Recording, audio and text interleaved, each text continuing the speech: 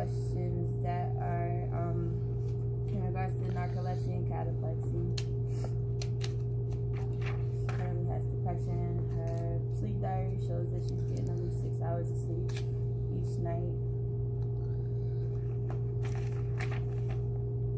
And for her PSG study, her total sleep time, which was 413 minutes, so she's over this required 6 hours. Her REM latency was 153 minutes, so that means she didn't have any sleep onset REM periods during the study. And her arousal index, which shows sleep fragmentation, was 19, which is within limits because it has to be less than 20 in order to continue on with the study. And as far as communication, will be my patient. Hi, my name is Lady Jonathan. I'm a sleep tech here tonight. Can I have your name and date of birth, please? I am about January 6, 1970. And do you have any ID with you today? Thank you. Okay, so you're here for an Mslt test, which is the multiple sleep latency test. It's the daytime nap study test. It is our standard test used to test for narcolepsy and idiopathic hypersomnia. This test is going to take pretty much all day. We have a series of nap trials to do with 2-hour breaks in between. You'll be allowed 20 minutes in order to get the chance to fall asleep. If you do fall asleep, you're allowed to sleep for 15 minutes, and I'll wake you up after that. We're going to have a series of electrodes on you that'll help me determine what sleep stage you're in, or if you've actually fallen asleep, because this is a test to measure how quickly you are falling asleep throughout the day. There's quiet times in a sleep-inducing environment, so I'll have some brain electrodes on you, eye leads, chin leads. Those all tell me about your sleep stage. We monitor your heart and your oxygen as well, with some EKG leads and a pulse ox on your finger. There are some guidelines for you to follow during and in between naps. 30 minutes prior to a nap, you are not allowed to smoke. 15 minutes prior to a nap, there is no vigorous activity. You cannot participate in any emotionally upsetting or stimulating situations. There is no caffeine in between naps, and you're not to nap in between naps as well. The doctor said that you are to withhold your Prozac as far as your medications here go. Have you been doing so? Yeah. Okay. So we'll get you started. If you already have you wired up, I'm going to have you lie still, close your eyes, and not fight the urge to sleep.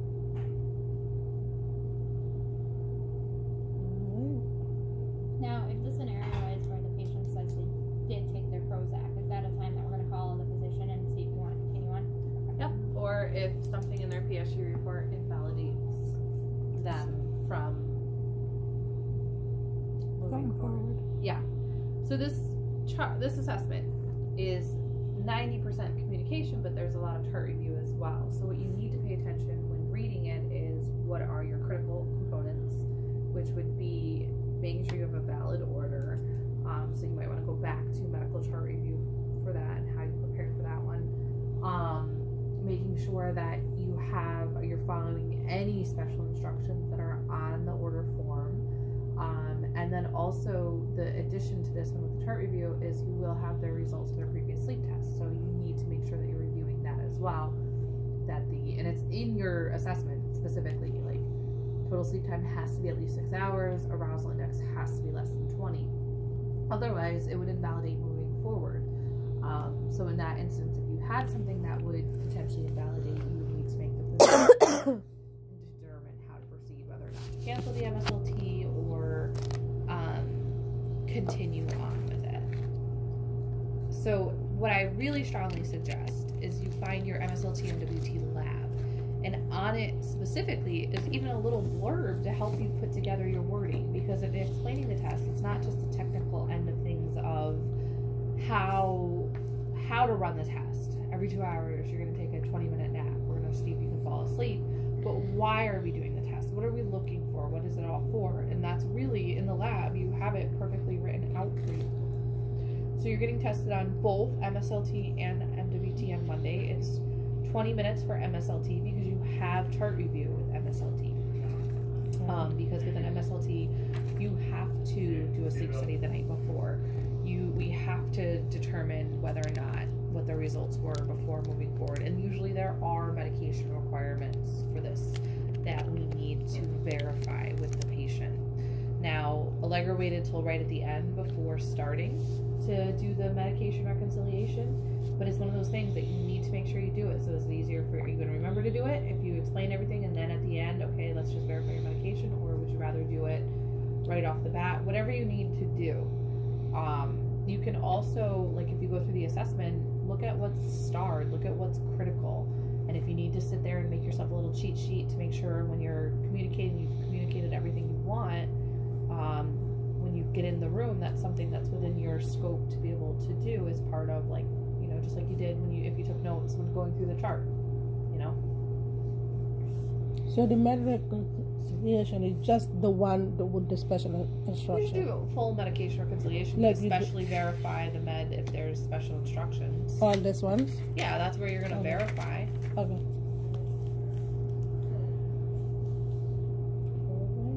So you verify with the medication reconciliation sheet and ask the patient?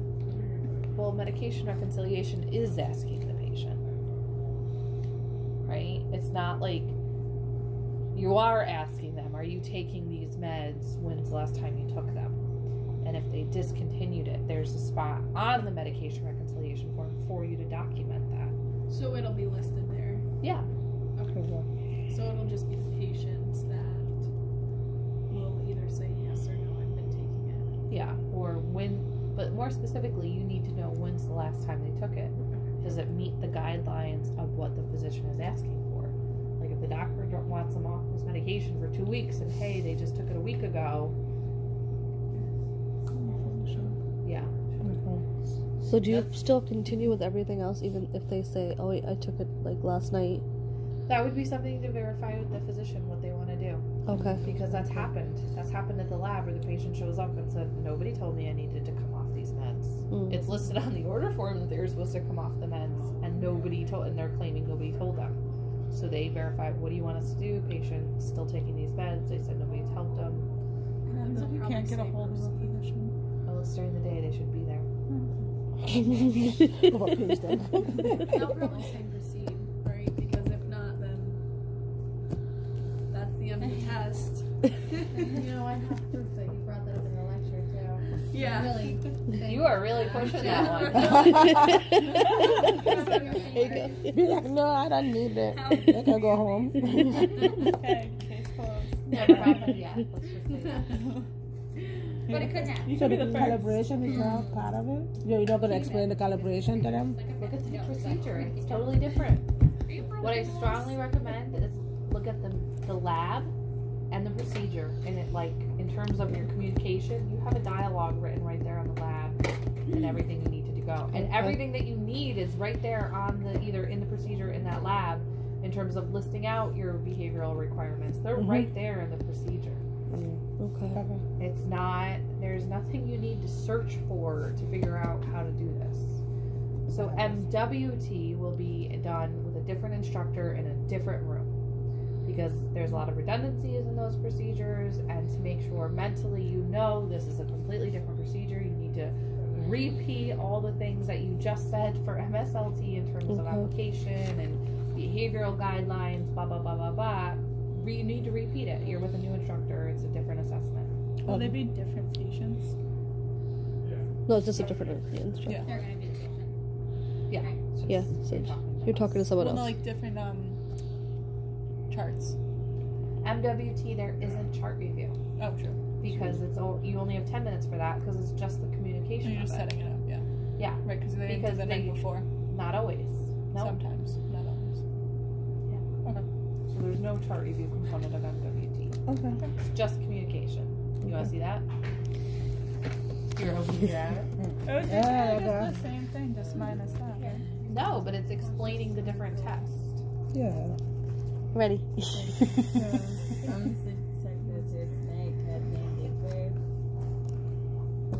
Oh, you the next Hi, person? Angie Francis, 9/1991.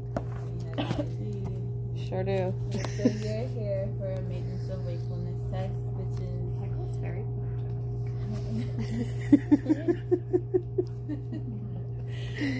And that test is just a diagnostic tool to test how long you can stay awake in a quiet environment of a period of inactivity. There will be 4 trials with 2-hour breaks in between, and you're just going to lie quietly and fight the urge to sleep. If you do fall asleep, we'll end the trial at that time. We'll have some electrodes on you that are going to help determine whether or not you have fallen asleep. So there'll be scalp electrodes, eye electrodes, chin electrodes. They'll tell you your stage of sleep. We'll monitor your heart rate and rhythm with EKG leads and your oxygen saturation as well with the SpO2 sensor on your finger. There's some guidelines for you to follow during and in between naps. 30 minutes prior, you're not going to smoke. 15 minutes prior, there'll be no vigorous activity. You're not going to participate in any emotionally upsetting situations. No caffeine as well during or between trials. And you are not to engage in any activities that'll help you stay awake. No face slapping, toe tapping, humming, singing, anything that'll help you stay awake. There'll be none of that. And that's pretty much it. I like they said that with attitude. None of that. None of that. I'm telling you, none of that. None of that. What I love is when you guys make it weird. Don't stimulate yourself. Thanks, Mandy. Always. That's in there. I'm gonna remember that one. That's in